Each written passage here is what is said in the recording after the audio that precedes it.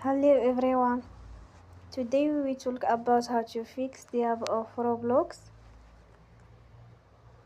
We will go to settings, then we click on apps. After that we will search the app Roblox and we click. Then we will on Forcestop. After that we will go to storage. Then we click on clear cache.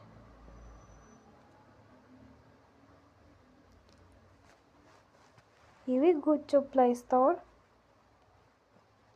and they will update your app.